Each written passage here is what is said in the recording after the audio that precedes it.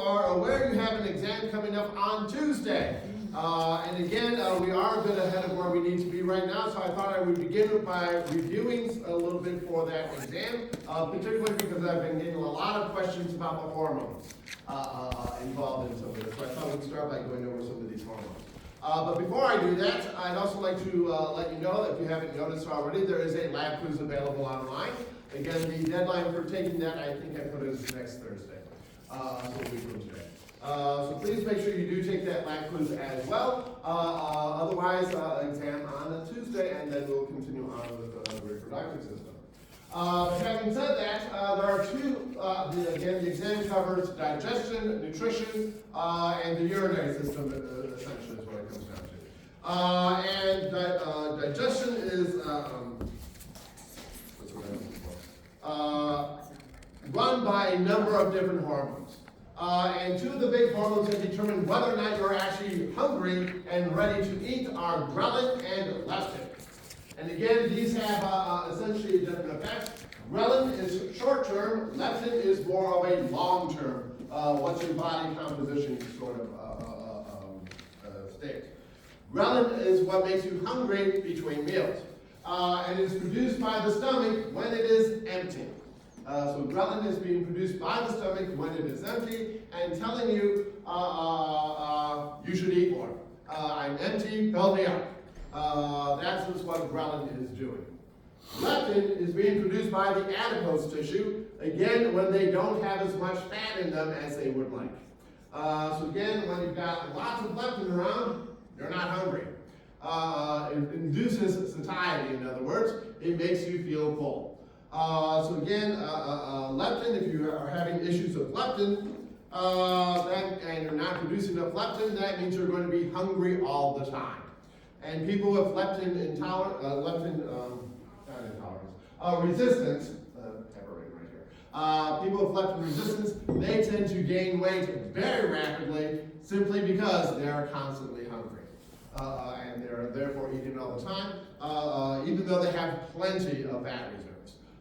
They're still hungry all the time. And again, these two stimulate when you eat. Again, the big one up here is ghrelin. After you've gone a while without eating, ghrelin levels rise, stimulating you to go find more food. All right.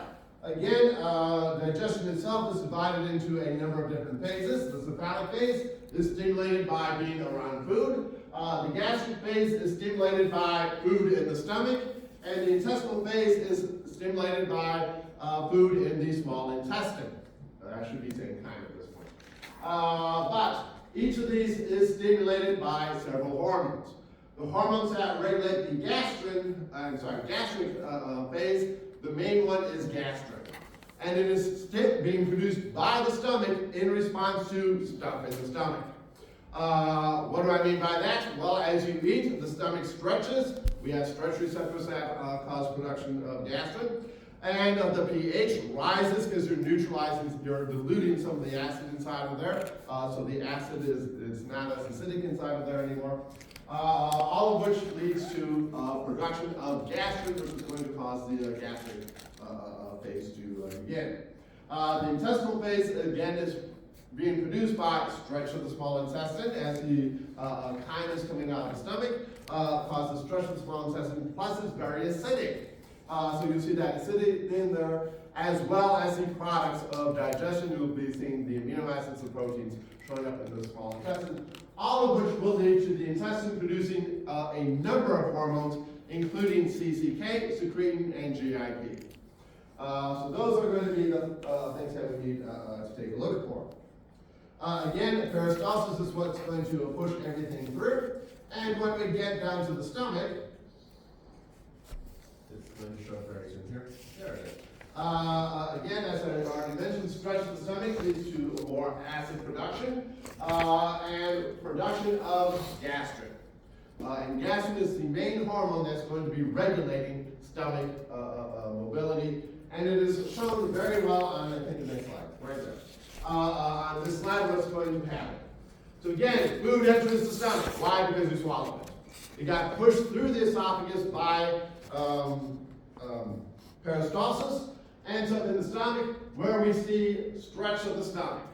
That leads to stretch receptors that then feed back and lead to production of gastrin from the G cells. Gastrin from the G cells then causes the cheek cells to produce more pepsinogen, and the bronchial cells to produce more hydrochloric acid. It also causes increased motility of the stomach as well. So gastrin does a number of things. It causes acid production, it causes motility of the stomach, i.e. Squeezing and mixing everything together inside of there, as well as pepsinogen.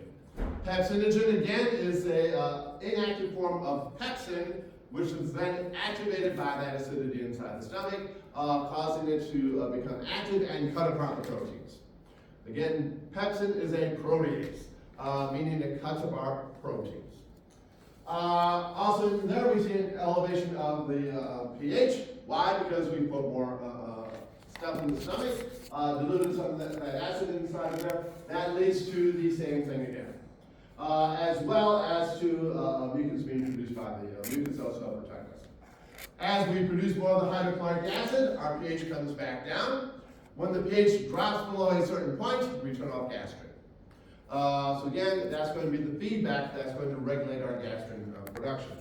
Again, food in the stomach leads to an increase in the amount of gastrin, which leads to hydrochloric acid being produced. As hydrochloric acid is produced, the pH drops again, and we turn off gastrin. So again, we do have this negative feedback loop going on in here. All right, so that is what gastrin is doing. Any questions on how we're regulating the stomach here? Okay, moving on from the stomach, we then go into the small intestine. And again, I'm pushing the wrong button here. The small intestine produces a number of different hormones, including secretin, GIP, and CCK. These are the main ones we need to talk about here. There's also one down here called VIP, vasoactive intestinal peptide, which simply increases blood flow to the intestines, making it easier to absorb food. But these other hormones here, the secretin and the cholecystokinin, act on the pancreas and the gallbladder. And GIP acts on the pancreas and the stomach as well. And what are they going to do? Well, again, food showing up in the small intestine causes stretch of the small intestine. And the small intestine, as you will recall, is filled with all these nice villi inside of it, which are each covered in microvilli, giving us a very large surface area to absorb the food. Again, almost all absorption occurs in the small intestine. There's a small number of things, particularly alcohol, that are absorbed in the stomach. Pretty much everything else is absorbed, and some drugs like aspirin. Pretty much everything else is absorbed in the small intestine. So again, the small intestine absorbs almost all absorption, and most digestion occurs. Again, digestion of proteins occurs, a large part of it occurs in the stomach. Digestion of carbohydrates begins in the mouth, but most of the digestion is done in the small intestine in response to a number of hormones going on in here. So again, sorry for that. We will get there eventually. Go through the different kinds of. I know it's in here somewhere.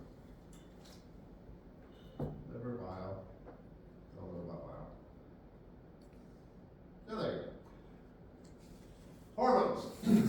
Again, GIP is gastroinhibitory peptide. I know I have a second here. I know I have a slide that has this on it somewhere. There it is. One right before. So again, we have a number of hormones being produced here. GIP is gastric inhibitory peptide, or glucose-dependent insulinotropic peptide, which simply means gastric inhibitory turns off gastrin. So number one thing does, it slows down the stomach. So as food starts to enter into the small intestine, we slow down the stomach so it doesn't all come out all at once. We start to slow down the stomach with this GIP. And the second part, glucose-dependent insulinotropic peptide, it turns on insulin production. We haven't seen a large increase in glucose yet, which is the normal signal for insulin production, but we know we're about to.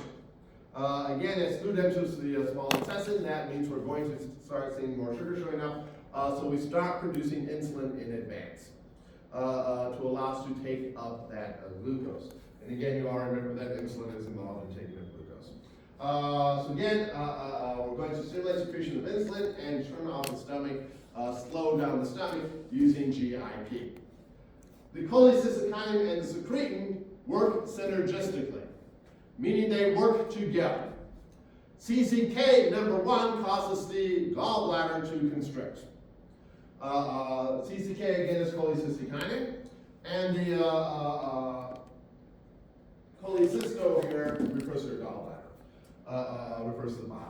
And as we constrict the gallbladder, we inject bile into the small intestine, where it helps to emulsify the fats in the food that we just eaten.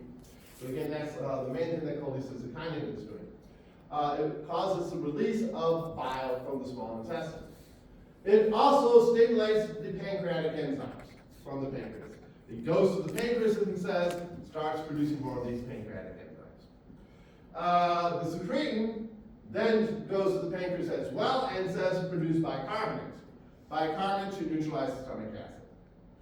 And again, these two act together. Together we get a lot of pancreatic juices being produced. Again, most of the enzymes used for digestion are coming from the pancreas. And again, that is under the control of secretin and CCK. Again, CCK causes the constriction of both the bile and the release of the pancreatic enzymes. Secretin causes production of the bicarbonate, and together we get a lot more coming out. These two are synergistic. So again, these are hormones that are going to be involved in regulating how the pancreas is going to work. And again, the other hormone that we have down here, BIP, that just increases blood flow to the small intestine, BIP. So again, those are the hormones involved in digestion. Any questions on these hormones at this point? Any questions on digestion in general? All right, so those are the hormones involved in digestion. The other place where we had a bunch of hormones was in the urinary system. Those as well. In the urinary system, we had a bunch of hormones as well. And let's start here with GFR. GFR, again, is the glomerular filtration rate. And this is the rate at which we are going to allow filtration to occur in the nephron. And we regulate GFR predominantly through two mechanisms, the autoregulation and through sympathetic control. Autoregulation and sympathetic control. And it is important that we regulate this because this is step one in making urine.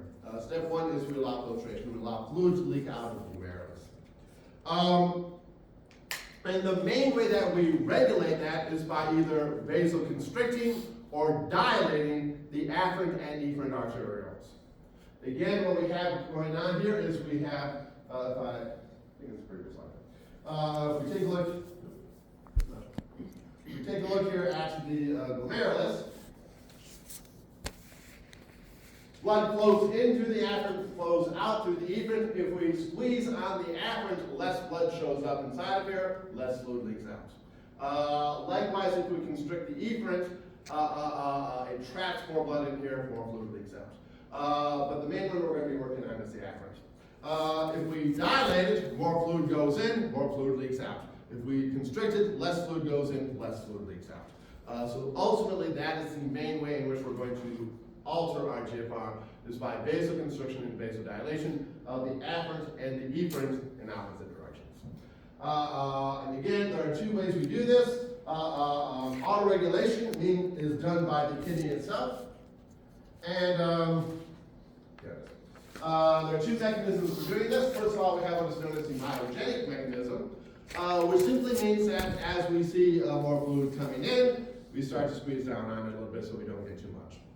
And again, we see a decrease in the arterial pressure leading to relaxation of the smooth muscle, opening it up. If the pressure goes up, we squeeze down on it, slow it down. Thereby maintaining a constant flow of fluid into the GFR, simply by regulating the amount of flow in that afferent arteriole, simply doing that. The other is called the tubulo-glomerular feedback mechanism, and this involves the macula densa, and this is paying attention to how much fluid is coming out.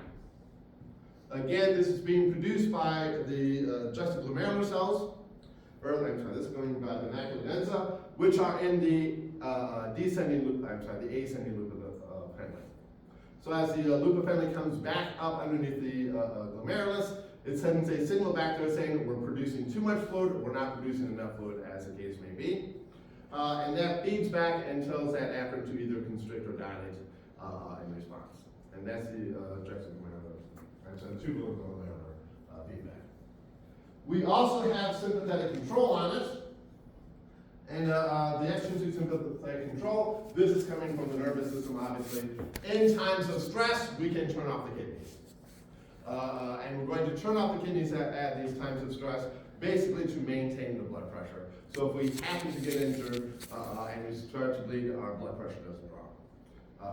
So again, we're able to turn off the kidneys using that as well. So that is the, how we're going to regulate the GFR here in the main. Now, overall, we need to regulate how much or how little urine we produce. Main reason to maintain blood pressure. Again, the whole point of all of this is to maintain the blood pressure, and the way we maintain our blood pressure is by maintaining our electrolyte balance.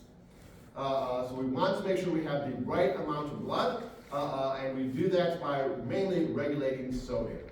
Sodium is the main actor that's going to be done in all of this. If we want to get rid of more fluid, we get rid of the sodium and water follows salt again. If we want to retain more fluid, we retain more sodium, and again, the water follows the salts. And there are a variety of hormones. Number one, we have what is known as antidiuretic hormone, ADH. ADH, or vasopressin, is produced by the posterior pituitary in response to, one, a drop in blood pressure, or two, an increase in the osmolarity of the blood. In other words, the blood getting too concentrated, too much salt in it. And what it does is it causes us to increase the permeability of the collection ducts. How do we increase the permeability? By putting in water channels called aquaporins. Aquaporins are water channels. You insert them into the duct, more water is able to be retained. Again, it increases the permeability by putting in more water channels. So as we go through that high salt concentration in the medulla, we're able to draw more of the water out. And that is what ADH is doing here. It also causes vasoconstriction, which is going to raise your blood pressure and stimulates thirst so you can drink more water. Makes you thirsty. So again, that is what ADH is going to be doing. And again, this is going to turn off urine production, i.e. retain water. Because our blood pressure is either dropped, either our blood volume, i.e. blood pressure, same thing, has either dropped, or because the osmolarity of the blood, the concentration of the blood has gotten too high and we need to thin it out. Again, that is what vasopressin or ADH is doing. Then we have the HARM pathway, and that's the renin-angiotensin-aldosterone pathway. In this pathway, this is again stimulated by a drop in blood pressure. Why might that blood pressure be going down? Well, you're sweating too much. Or your whatever. But this leads to production of renin from the juxtaglomerular cells. Again, this causes the production of renin. Renin is being produced by the kidneys, hence the name renin-renal. Renin is being produced, and that converts angiotensinogen into angiotensin 1, which is then converted into angiotensin 2, which is the active form. So again, a number of steps here. The angiotensin 2 is converted from angiotensin 1 by ACE, angiotensin converting enzyme. Again, we have angiotensin angiotensinogen circulating in the bloodstream all the time. Throw in some renin, it converts it to angiotensin 1. We have ACE in the bloodstream all the time. That converts it into the active form angiotensin 2. All right, so what does angiotensin 2 do? Well, it causes vasoconstriction to raise our blood pressure. Again, what started this all off was a drop in blood pressure or a drop in blood volume. And the angiotensin 2 causes vasoconstriction, raises your blood pressure, and stimulates aldosterone production. Again, that aldosterone production is then going to come from the adrenal cortex. Aldosterone is produced by the zona fasciculata of the adrenal cortex. And what does it do? It causes you to retain sodium. As we retain more sodium, we retain more water with it. We retain water with it. So again, it causes us to increase our sodium reabsorption, retain more of the sodium. By retaining more sodium, we retain more water. So again, the ultimate goal of this pathway, the renin-angiotensin 2 aldosterone pathway, is to get to the aldosterone to cause us to retain more sodium. So in terms of the kidneys, the aldosterone causes us to retain more sodium. It also causes us to lose potassium. It causes us to lose potassium at the same time. Outside of this pathway, if our potassium levels go too high, it will trigger production of aldosterone directly from the adrenal cortex. Without going through this pathway, we can get aldosterone which increase in potassium. By the way, it is important that we keep potassium very tightly controlled. Because if it goes too high, it stops your heart. And it does horrible things to the nervous system. So again, we can't get well with potassium get too high, and aldosterone brings it down. But again, in the process of losing potassium, we retain sodium, which means we retain water. The main thing is we're going to retain sodium. All right, so that's the RAA, the renin-angiotensin aldosterone pathway. And the third one is then one more, ANP. The ADH and the aldosterone both cause us to retain water. ANP causes us to lose water. This does the opposite of the other two. So this one is antagonistic to the other two, and in fact inhibits aldosterone. This one turns aldosterone off. Because it's going in the other way. This one is going to cause us to lose sodium. This one's going to cause us to lose sodium. Why? Because we don't reabsorb it. We're not going to reabsorb it, we're just going to let it go straight into the urine. And again, water follows salt. As the sodium ends up in the urine, so does water. And this causes us to increase production of urine and lose fluid as a result. So again, ANP or ANF, atrial natriuretic, because it comes from the atria of the heart due to stretch of the atria. When do the atria get stretched? When our blood volume goes too high. So you drink a lot of water, ate a lot of salty food, you're retaining a lot of fluid in there, that causes the atria to get stretched out, they produce ANP, causes you to lose the sodium, and you lose the water along with it. And again, this one also turns off the aldosterone, which is working in the other direction. And those are the hormones involved with regulating urine production from the kidneys. Got it? You will see these again when we talk about fluid balance on the last exam. Again, so you will see them on both of these exams. They're important for us. All right. Again, I would go through these figures on sodium and potassium regulation as well. Make sure you understand what happens here. Again, if our sodium starts to go up, then we need to get rid of the sodium, and to get rid of the sodium, we use ADH to try and dilute the sodium. That leads to an increase in volume, which causes us to produce ANP, and then we lose the water and the sodium through the ANP. If our sodium drops, we do the opposite. We see a drop in sodium, we see a drop in the osmolarity, we turn off the ADH, and we increase the RAA, the renin-angiotensin aldosterone pathway. And that causes us to retain it. And in the process, we lose sodium, or potassium. Potassium, again, is regulated by aldosterone. Does not aldosterone. Okay, and those are some of those hormones that were involved with the renal system. Any questions on the renal system or anything else that's going to be on the exam on Tuesday? Can you ask us a practice question? Like what? I don't know. Okay, a practice question. Specifically about the, what we just went over, the hormone. What response to sodium levels would aldosterone have? Take it down. It would cause sodium levels to drop. What effect on aldosterone levels would you expect to see from an increase in sodium? Produces it, right? It causes it to be secreted, the aldosterone.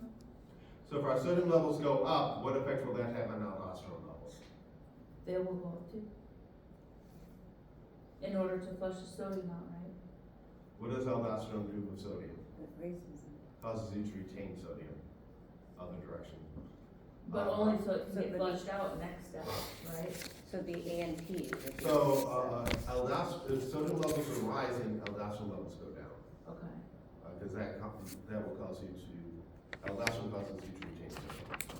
So ultimately, so you're going to decrease your aldosterone. How about, think of something here. It's hard to think of these questions off the top of your head, by the way. That's why it takes so long to write exams.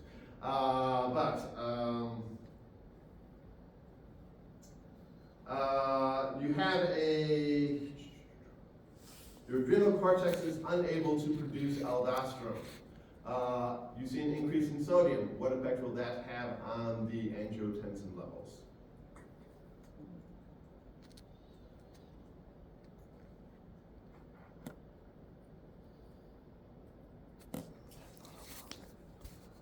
Angiotensin, causes you diuretic, right? Causes you to remove salt because it makes you pee. Angiotensin doesn't directly cause you to lose salt. It does something else that causes you to lose salt. Reduces the ANP then, because the stretch in the atrium. Not the A and B.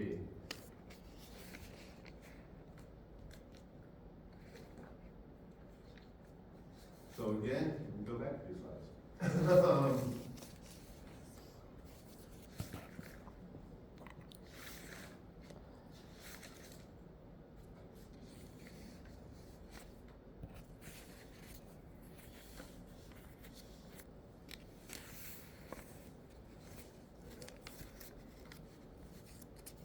So what does angiotensin do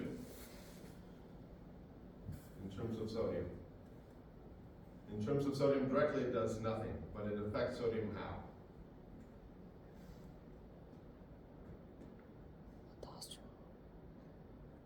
Releases aldosterone, so you reabsorb it more, you retain it. Angiotensin works by increasing aldosterone levels. So if your aldosterone, if you aren't producing aldosterone, your angiotensin levels are going to go up. Just because it's not having the effect you get it there. So again, if you eat something that's insulting, the kidneys will detect the fact that we're seeing this increased blood volume due to retaining that water, and it's going to cause us to produce angiotensin 2 to try and produce more aldosterone to try and get rid of the salt. If we can't do that, we're just going to keep producing more and more renin, which is going to lead to more and more angiotensin. Again, negative feedback loop here.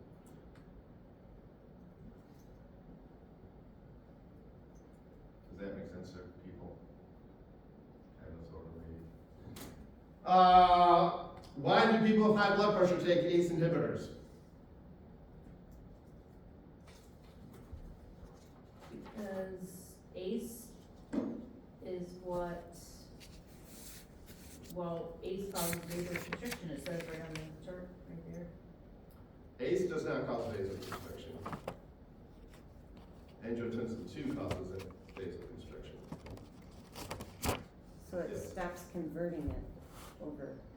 Right, what ACE does is it prevents production of angiotensin II. And if you're not producing angiotensin II, one, it's not causing vasoconstriction, and two, it's not producing aldosterone. Aldosterone is going to cause you to lose fluid. It I'm sorry, inhibits that aldosterone step. causes you to retain fluid, so if you're blocking the angiotensin, by blocking the ACE, you're not retaining fluid, which means you're losing it, and your blood volume decreases, and that lowers your blood pressure. Again, ACE inhibitors are working on this pathway. By blocking this, going to this.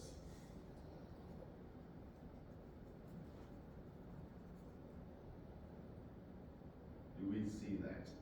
I'm not getting a confident look out of you. One more time. Renin causes angiotensin to be converted to angiotensin 1. Angiotensin 1 is converted into angiotensin 2 by ACE. Angiotensin 2 causes production of aldosterone. Aldosterone causes you to retain sodium and therefore retain water. If you have high blood pressure, what you want to do is not have so much water, you want to lower your salt concentration. So if you take an ACE inhibitor, that means you block this step here and everything beyond it. You still produce the renin, but you don't produce the angiotensin 2, which means you don't produce aldosterone, which means you don't retain the sodium. And the sodium comes out, water goes along with it. Your blood volume therefore decreases and your blood pressure goes down. Just because you're peeing more, Yep. basically. Exactly. If you're not peeing it out, it's staying in your bloodstream. Again, if urine volume is going down, that means the blood volume is staying high. If urine volume is going up, then blood volume is going down. Those two work in opposite directions.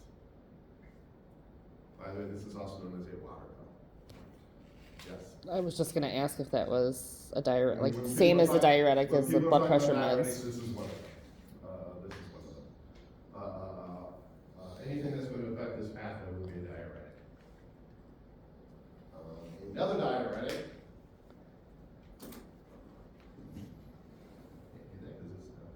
Is this. This is also a diuretic. Causes you to produce more urine. And what works in the opposite direction of these two?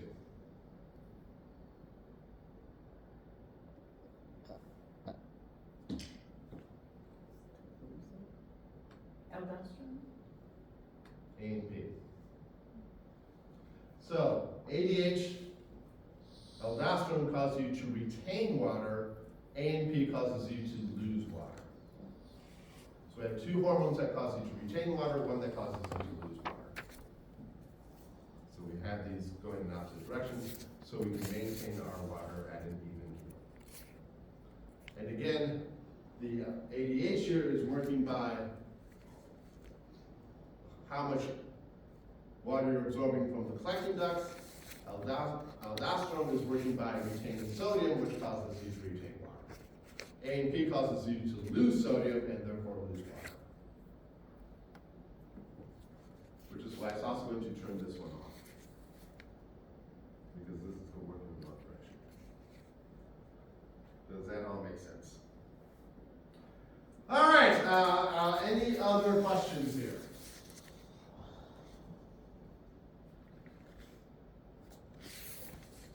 So what would be the hormonal response to a drop in glucose levels? Yes. Insulin? What about insulin? It would be produced or released. So if we have a drop in glucose, why would we be, what does insulin do to glucose levels? It brings them down. It lowers them. So if we see a drop in glucose levels, Oh, are we going to reduce, no, are we going to increase insulin, or are we going to do the opposite? okay. Right. Just seems people are still paying attention. The big problem diabetics have is they're not producing insulin, therefore the blood glucose levels are not being regulated, they're going too high. This should be popular. All right. Okay, what else we got? Where does most reabsorption of sodium occur? In the large intestine? The what? The large intestine? No.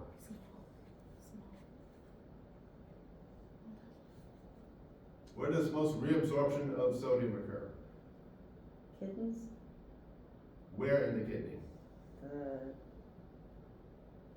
nephron, is it the cortex? It's in the cortex, but where in the cortex? Oh, in the proximal Pyramids. In the convoluted. proximal convoluted tubule. Reabsorption of anything occurs predominantly in the proximal convoluted tubule. We don't reabsorb sodium in the small intestine, we absorb it in the first place. We reabsorb things in the kidneys. Because you have to get it in the bloodstream before you reabsorb it. Okay,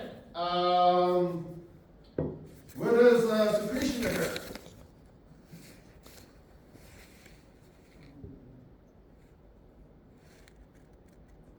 Well, I didn't give you a place for secretion, it occurs throughout the tubule. So again, the reabsorption occurs predominantly in the proximal convoluted tubule. Secretion can occur, depending on what it is, anywhere within the tubule. For instance, secretion of potassium occurs mainly in the distal convoluted tubule. Secretion of urea is mainly from the collecting ducts. So again, it depends on what it is that you're talking about, where secretion occurs.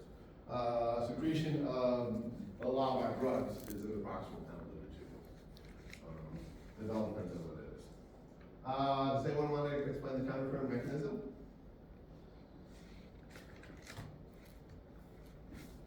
By the way, expect questions on the countercurrent mechanism. Yes. The sodium's going, out or in, and the water's coming out and getting reabsorbed. Can we add in a few more details? First of all, what is the purpose of the countercurrent mechanism?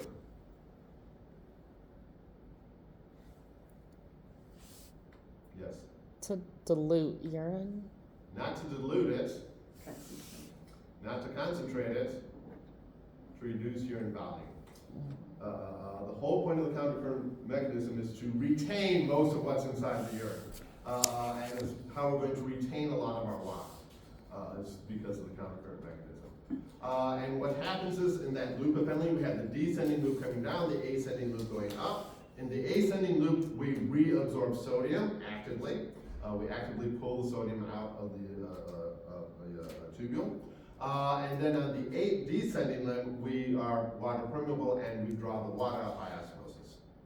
So again, on the one side, we're pulling out sodium, and that's drawing the water out from the other side. And that's why it's countercurrent. Giving us a nice high salt concentration within the medulla, which draws the water out of the descending limb. Then draw urea out of the collecting ducts and make it even worse. Or even better. Okay. Any other questions about how the urinary system works? Let's see if I can come up with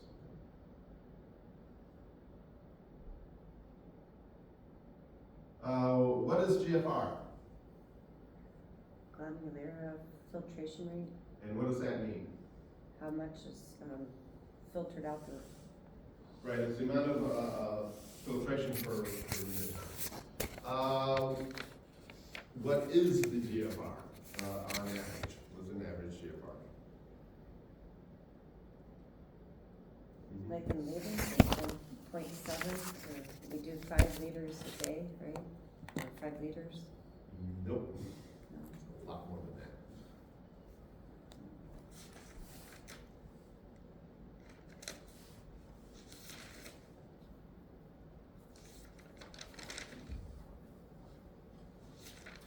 Your total blood volume is about 5 liters, or 5 to 8 liters. And we go through it about 60 times a day. So it's a lot higher than that. Typical GFR is about 125 milliliters per minute.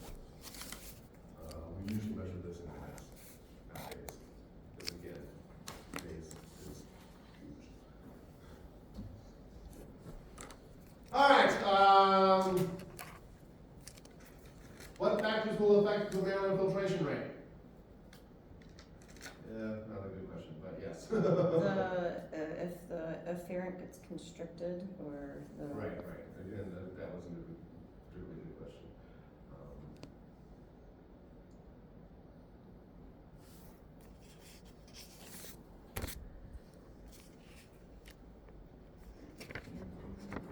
What are these cells called? Yes, Amniocytes? these are photocytes. What are the gaps between them? Macula densa? Nope. No? Where's macula densa at? The eyeball. Over here. Oh, the distal convoluted tubule. So what are these slits called?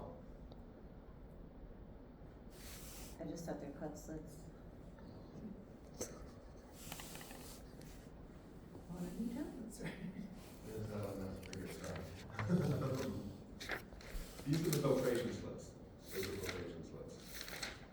We went over this in the lab last time. Any event, those are the questions I can think of off the top of my head here. If you don't get enough vitamin C, what do you end up with? Yeah, Scurvy? scurvy. What about a lack of vitamin B12? You're depressed. That's not the main function. What does vitamin B12 do? Yes, Does it help with potassium? not potassium.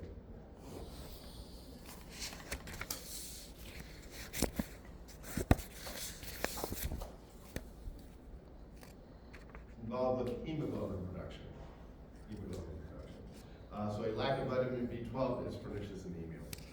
You get anemia from some kind of B12. What is required to absorb vitamin B12?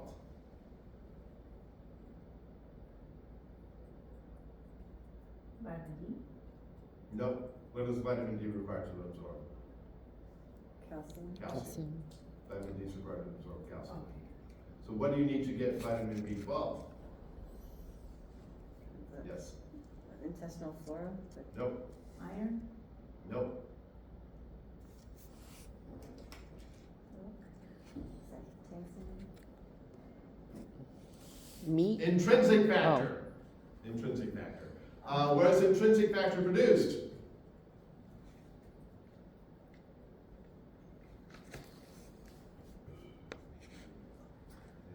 Just to remind you, you do have an exam coming up on Tuesday. Intrinsic Is it factor. the liver or the pancreas? Nope, neither of those. It's produced by the stomach. Specifically the product level of the gastric fits.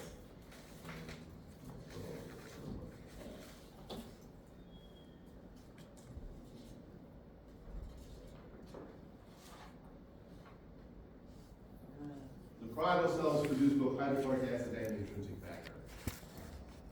What do the chief cells make? Pepsin? And again, it's written right there, so pepsinogen. Mm. What is pepsinogen? It causes pepsin to be produced, which is an acid, right? It's not an acid. What is pepsin? Yes, anytime you see OGen on the end of the word, it means that it's an inactive precursor. And pepsin is what it turns into. What does pepsin do? Yes. Does that start the motility of the stomach? No.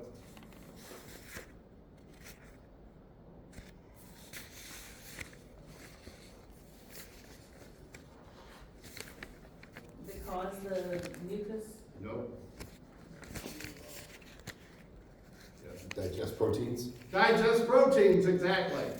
Pepsin is the enzyme that breaks apart proteins in the stomach. It is an enzyme designed to break the peptide bond. Pepsin digests the peptide bond. And proteins breaks up those proteins into smaller bits. Why is it produced as an inactive precursor instead of just pepsin? Why don't we just make pepsin?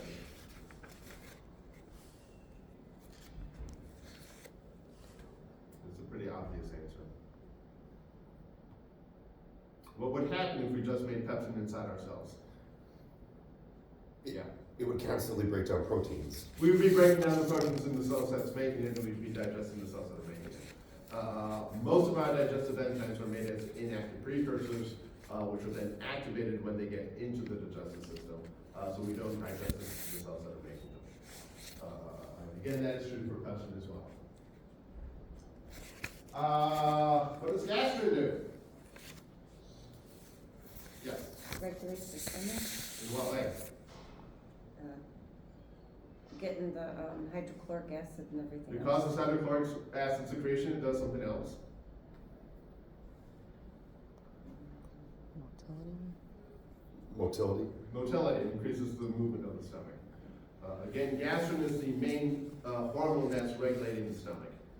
So it causes the increase of the gastric juices, especially hydrochloric acid, as well as motility of the stomach, training up all three inside of our stomach. And mixing it up with the pepsin to digest the protein. Where does carbohydrate digestion occur? Yes. Small intestine, the mouth. Mainly in the small intestine, but it originates in the mouth by what enzyme? Yes, Amylase. and amylase. Amylases break down carbohydrates. What do lipases break down? Yes, Lipids. lipids, fats. How do we break down fats? Yeah. With bile. What about the bile? The bile pulls apart the clumps to show more surface area. It emulsifies it. We emulsify the fats using the bile. What portion of the bile emulsifies the fats? Yeah. I'm sorry, the outside of the fats? So what allows us, what is in the bile that allows us to emulsify the fats?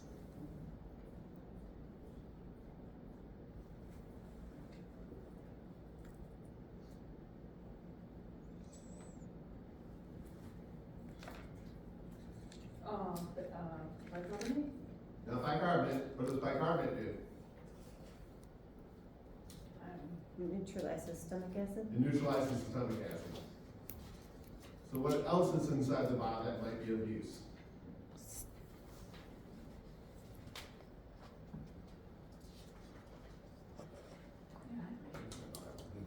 CCK. What was that? CCK. That, CCK causes the release of the bile. Bile salts. The bile salts combine with the fats to allow emulsification to occur. What's the purpose of the large intestine? Yes.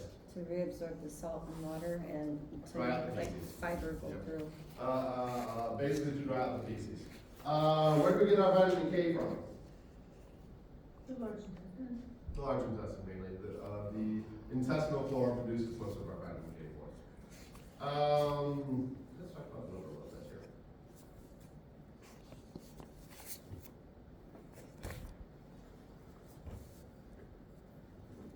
What's divided in right and left lobes?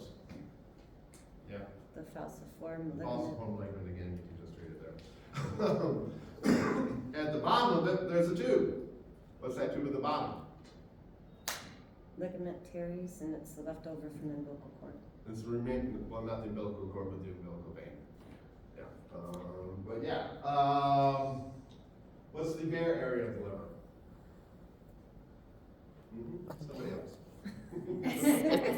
On the back. It's on the back. What about it? Why do we call it the bare area?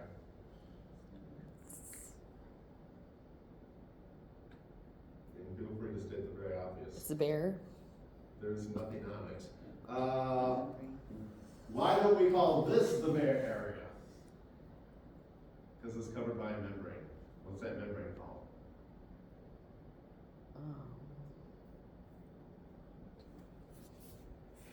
That's the coronary ligament. So the coronary ligament covers the runs between the liver and the diaphragm. On the backside, we have a bare area that is not covered by a membrane. What goes in and out of the liver at the hilus of the liver?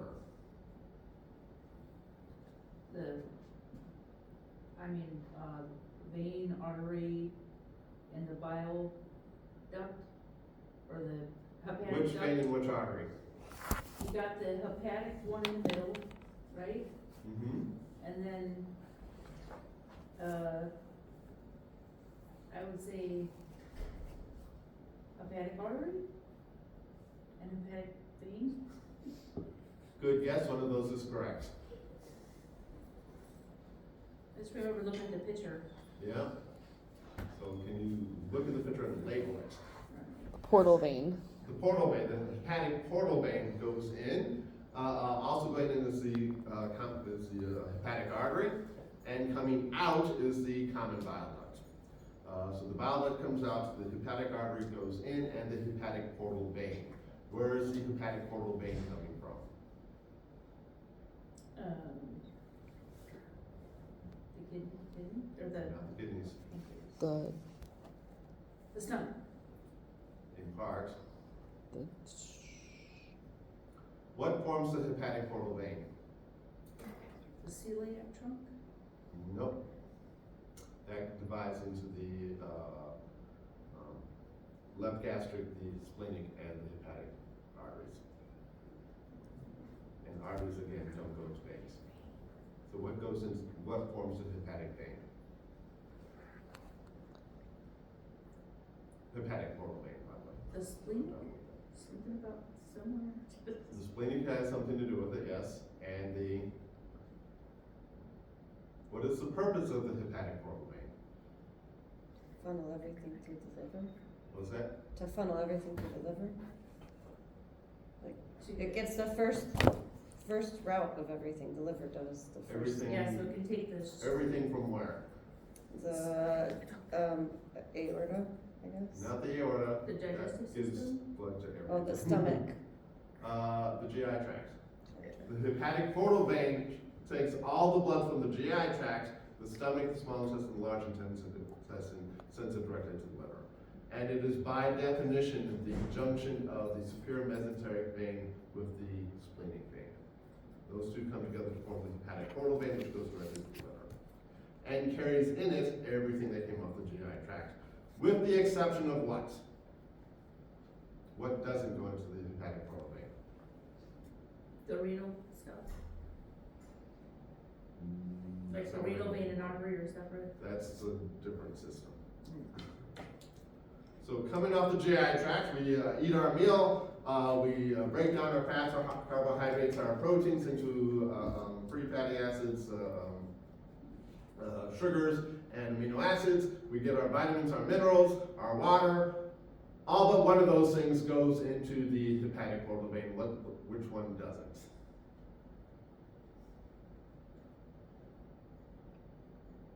Fatty acids. The fats. Where do the fats go? To the stomach. Nope. Oh, the gallbladder? Nope. The small intestine. Well, everything's being absorbed in the small intestine. That's where isn't that where the bile is secreted though, to break it down? So here we see our villus, and we see these nice capillaries, blood capillaries in there, and we see this other structure in here, this green thing. What's that? lacteal. That's a lacteal, and what does it do? Or what is it?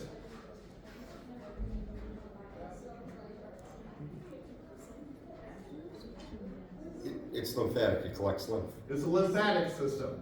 What goes into the lymphatic system? Fats. Fats are absorbed into the lacteal, everything else goes into the blood vessels.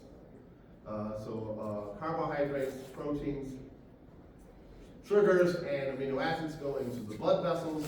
Fats go into the lacteal, into the lymphatic system, and fed into the ultimately up into the circulating vein, and then circulating. What's an HDL? High lipodensity protein.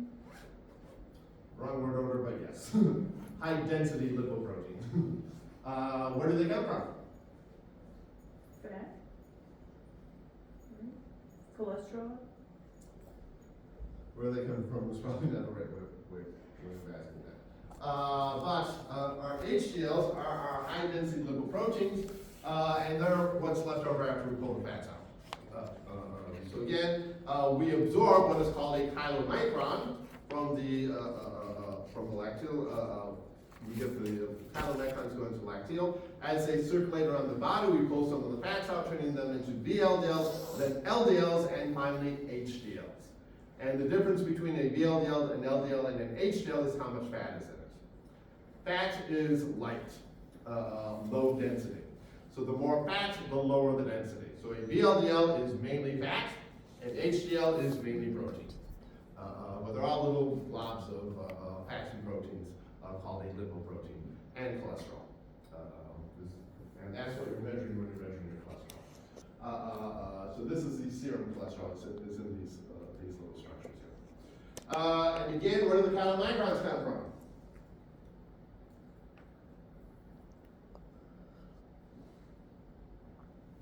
Fat that you eat? It's the fat that we eat. Again, we use the bile to form it, take the fat, and break it down into tiny little micelles, which we absorb into the brush border, which we then repackage into a chylomicron. And then the chylomicron is exported into the lacteal, runs through the lymphatic system into the bloodstream, and then we start pulling the fats out of it. So again, that's how we absorb our lipids. Again, it's a lot more complicated than the carbohydrates and the proteins. By the way, where do we absorb most of our proteins at? Stomach. But we break down the proteins in the stomach and then the small intestine? First of all, what do we absorb them as? We don't absorb them as proteins, obviously. How do we absorb them? Yeah. Amino acids. Amino acids. We break them down to the amino acids. And where do we absorb the amino acids at? And it's not the stomach.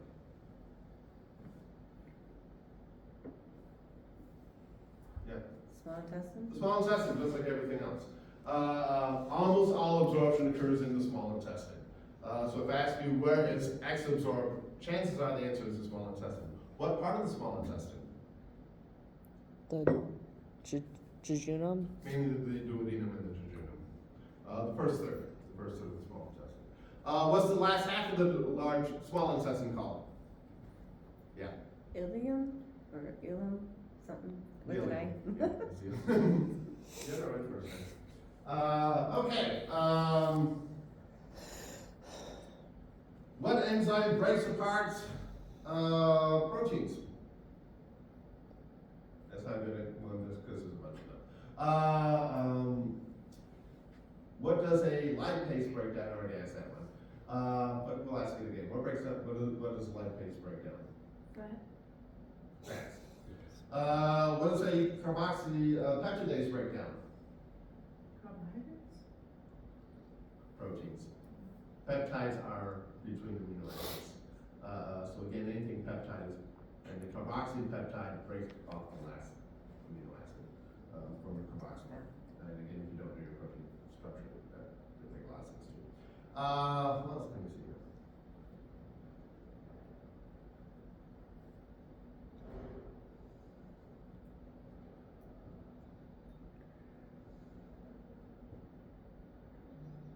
What's an intestinal crypt?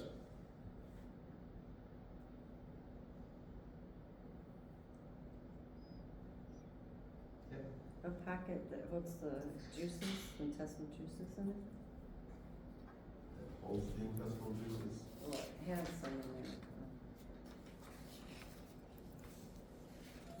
Those are peptides. At the very bottom between the villi, right? Between the bottom belly, we've got these little glands that make the intestinal juices. They actually produce the intestinal juices. What's in the intestinal juices? Acid? Not acids. Again, we want a neutral pH in the small intestine. Yeah. Is it bicarbonate? There's some bicarbonate being produced, but that's not the main thing. Well, there's obviously going to be a lot of water being produced, but that's not what we're really interested in. Mucus? Digestive enzymes. And mucus. Mucus and digestive enzymes. Again, the intestine does make a bunch of digestive enzymes as well.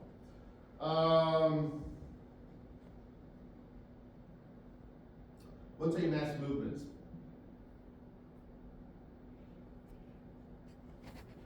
Like when you go to the bathroom? It's involved in that.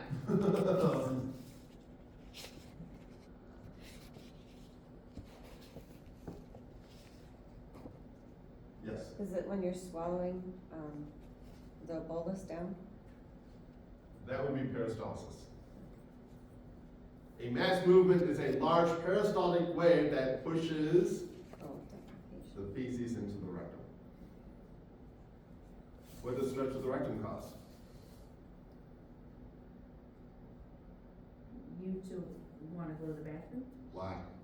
Because there's needs to come out? What?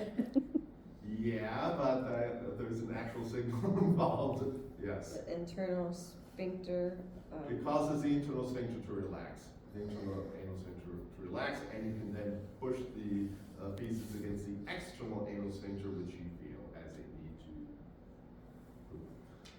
to. Alright, what causes relaxation of the external anal sphincter? It's voluntary. It's voluntary. That's a skeletal muscle, you have voluntary control of it. I wanted to mean that asking what muscle it is. Yeah, peritoneum? Or well, it's in the peritoneum, but that's not the name of The it. anal passages. Close, pubococcygeus. It's part of the pubococcygeus.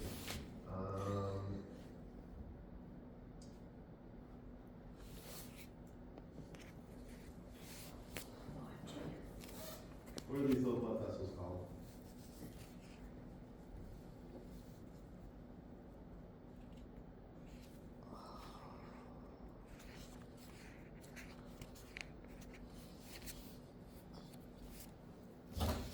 This is big blood vessel called.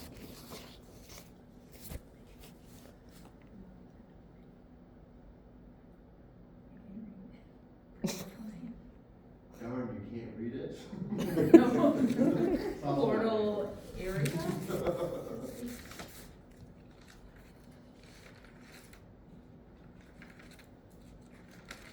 Maybe we can do this one. Say that louder. Central vein. It's the central vein. So the little blood vessels.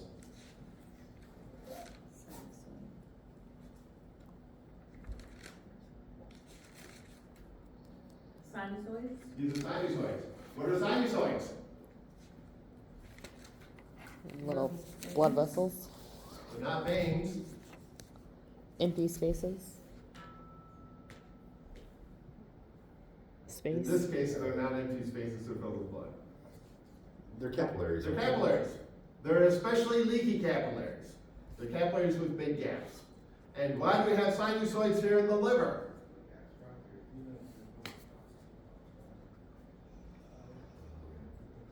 Notice, what is the liver doing for us? Filtering? It's allowing us to take things out like dead cells, red blood cells, so we can dismantle them and take care of them. What goes into the sinusoids? What blood vessels feed the sinusoids?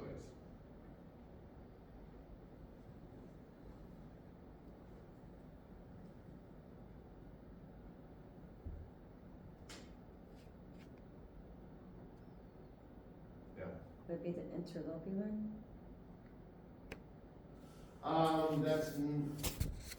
No. That would be in the kidneys.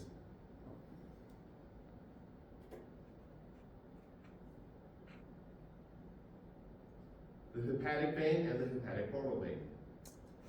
That's where they're getting their blood from. It's coming, this is the blood going in and it's draining out through the central vein. The central vein then ultimately is drained out through the hepatic vein, which is on the back of the liver, and goes into the inferior vena cava. What's in bile? What's the main component of bile? Water. What's the main component of virtually every fluid in your body? Water. So again, the main thing in bile is water. What else is in it? Bicarbonate, what's the bicarbonate there for? To neutralize the acid. Neutralize the stomach acid. What else is in the bile? Biliverdin. Biliverdin, where's the biliverdin coming from? Broken down proteins. Now proteins, well, it Hemoglobin. comes from the heme group of hemoglobin. Comes from the heme group. So biliverdin and bilirubin are breakdown products of the heme group from the red blood cells, so from the hemoglobin.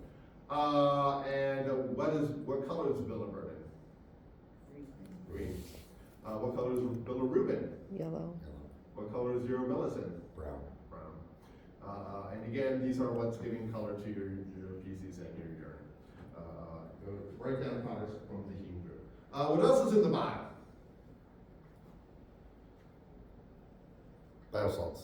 Bile salts. What do the bile salts do?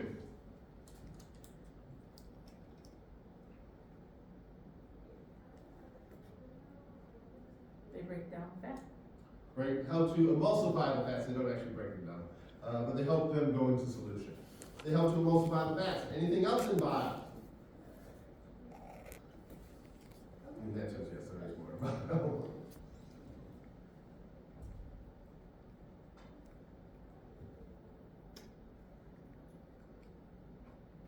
Who can read?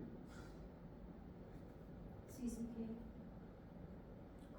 Yeah, cholesterol. And Cholesterol and inorganic salts. What's the cholesterol there for? To help emulsify the fats. Cholesterol is a lipid. It helps to emulsify the fats. And the inorganic salts are because there's salts in everything. By the way, what causes gallstones? What are gallstones made out of? High cholesterol causes that. Cholesterol. Most of the time they're made out of cholesterol, those are organic salts. That's what makes up your gallstones. Gallstones are usually green because of the bile pigments too. And what's cholecystokinin do? You stand in front of it so you can't just read it. What's cholecystokinin do? Makes the small intestine like Oh, contract. it makes the gallbladder secrete. It causes contraction of the gallbladder. What else does it do? That's one thing it does something else too.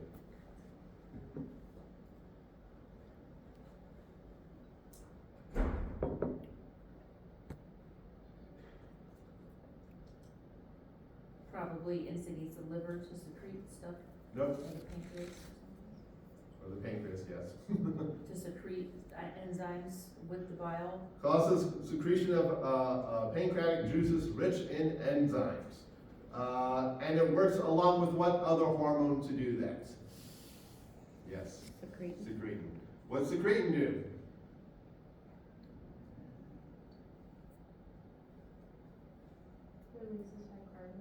Causes bicarbonate release from the pancreas. When does the pancreas produce its pancreatic juices? When you eat, When there is under the influence of CCK and secretin. They cause the pancreas to secrete its juices. When does the liver produce bile? all the time. All the time. The reason we need a gallbladder to store the bile is because the liver is making it all the time. The pancreas only produces its juices on demand, specifically when there's CCK and secretin running. That bile, as it's coming out of the gallbladder, what duct is it going into?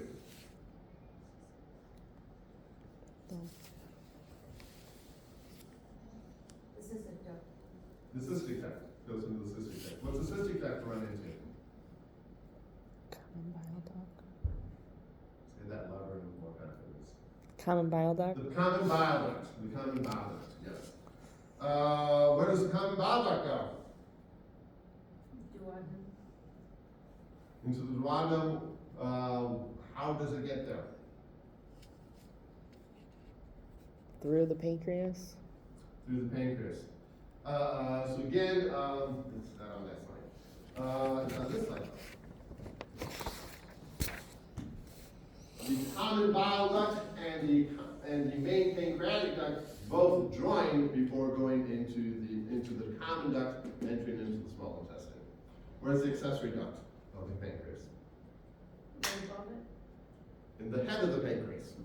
Does it go through the same opening? No. No, it has a separate opening. Where's the tail of the pancreas at? By the spleen. Next to the spleen. Where's the neck of the pancreas? The middle. Right where the more circular part kind of narrows out, right where it starts to narrow. If you What's just, the landmark for that? oh, I know this, I just read it yesterday. Where it crosses the superior mesenteric artery. The superior mesenteric artery comes right across here. Where's the superior mesenteric artery going? To the intestines. To the intestine, specifically the small intestine. Where's the head of the pancreas? The crook of the In the duodenum. crook of the duodenum. What comes right after the duodenum? Jejunum. The jejunum. What do we call this bend right here? Duodenal. Close enough. Flexor. The flexure. The duodenal jejunal flexure. Where is the left colic flexure at? Large intestine. It's in the large intestine. Where at though? Spleen. It's the splenic flexure, right? It's on the left side. It's like on the this, left side between what two parts? The transverse and descending. Between the transverse and the descending, and it is next. The spleen is nearby. Yeah. Where's the sigmoid colon? Left. Near the rectum. The bottom. It's the last bit before we hit the rectum. Where is the appendix? On the right bottom. Off the cecum. Off the cecum. What's between the cecum and the ileum? The What? What is this? Nope. ileum and the cecum. What's between the two? Oh, sphincter. What's sphincter? The cecal iliacus. Ileocecal. Ileocecal sphincter. Okay,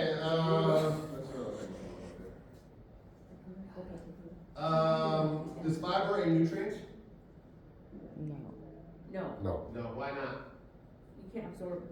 You don't absorb it. Is water a nutrient? Yes. Yes. Water is something that your body needs to get through the diet. You can have a fiber-free diet. Your intestines won't be very happy with you, but you can survive without it. Water you cannot survive without. What's the difference between a vitamin and a mineral? Minerals are from the earth, and vitamins are from food. We get both from food. Yeah. Inorganic. Which are which? Vitamins are inorganic. No. Vitamins are organic, but minerals are inorganic. In other words, they're salts. What do we use magnesium for? Heart, your heart, to make ATP. We don't use it to make, well, not directly to make ATP.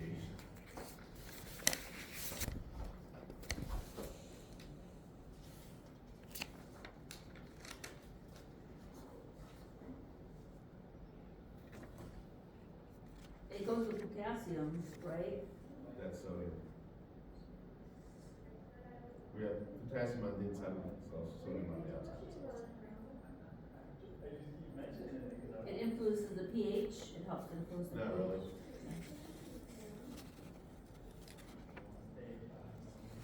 It's a cofactor in most of our enzymatic reactions, and because when we're using ATP, it's actually magnesium bound ATP. So again, it's mainly a cofactor. It's a cofactor in a lot of what we use. What do you use calcium for? Yep. Bones. Strong bones and teeth. Yep. And an awful lot of other reactions in your body. It is a major second messenger. It's a major second messenger as well. What does vitamin A do for us? It's for your eyesight and your skin. Mm-hmm. Yep. What's another? Where do we get it? carotene? Or Well, it is beta Carrots. carotene. carrots? Orange Uh, stuff, Squashes? Yellow orange vegetables. We get from vegetables. Where do we get vitamin C? Citrus? Citrus are a good source of it, but more generally, fresh fruits and vegetables contain lots of vitamin C. Potatoes are full of it. But vitamin C is fairly unstable, so it does need to be a fresh fruit. Things that have been sitting around for a while, the vitamin C degrades very rapidly. What do we use vitamin D for? skin and to use calcium. It's required for calcium absorption. What are the fat-soluble vitamins? Yes, A, D, E, and K. A, D, E, and K. What is vitamin C used for? Immune system? That's not the main function. Protein synthesis? Not, well, a specific protein. Collagen. Collagen synthesis. What's collagen? It's all over the place. It's the, yeah, it's what most of your, it's found in most of your connective tissues. It's the big fiber that's making most of you. Collagen is far and away the most common protein in your body. And again, it's a structural protein. It's the scaffold on which everything else is hanging. Which is why if you don't get enough vitamin C, it's very bad. It's very bad.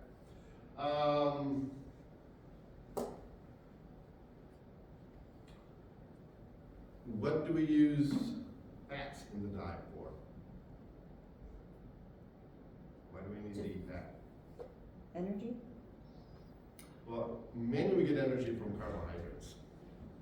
Although we do use it for long-term storage of energy. What does your body use fat for? Insulation? Well, we do use it for insulation, yes, but again, that's not what I was looking for. Lubrication, skin, hair, nails. Brain There's a function. lot of it in the brain, and there's a lot of it in, actually, in all of your tissues. Because we use it to make something out of. A couple of somethings, actually. What's that? All of your cell membranes are made out of fats.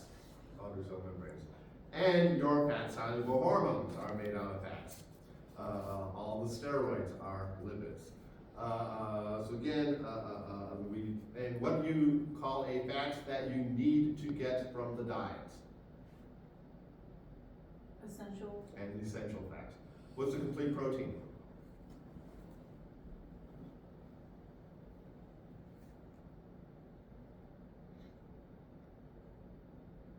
Did we go over that? We sure did. What, Yeah. polypeptide? Well, all proteins are polypeptides.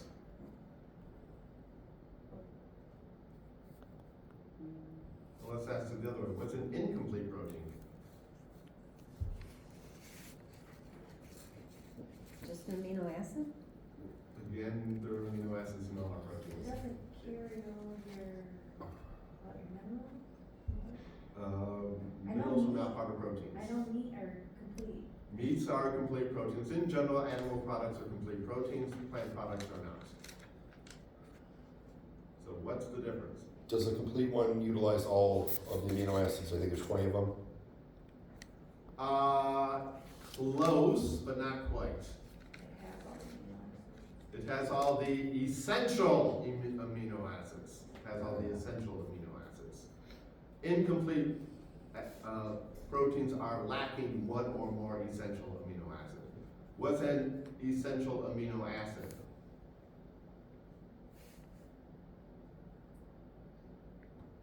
Something you need to build a protein, Well, again, we have we use all the time. all proteins and amino acids. You have to eat it. It has to be obtained through the diet. You can't convert it from something else. Essential amino acids must be done through the diet. Non-essential amino acids can be converted from one to another. We can make them from other things. So again, there are the 20 amino acids. I think 8 of complete proteins have all of the essential amino acids in them. And as a general rule, those are meat products. They are animal products. Animal products in general are complete proteins. Plants are not, are incomplete proteins, meaning you have to combine them to get all the essential amino acids. Yeah. I have a question. So I did not just ran away from me here.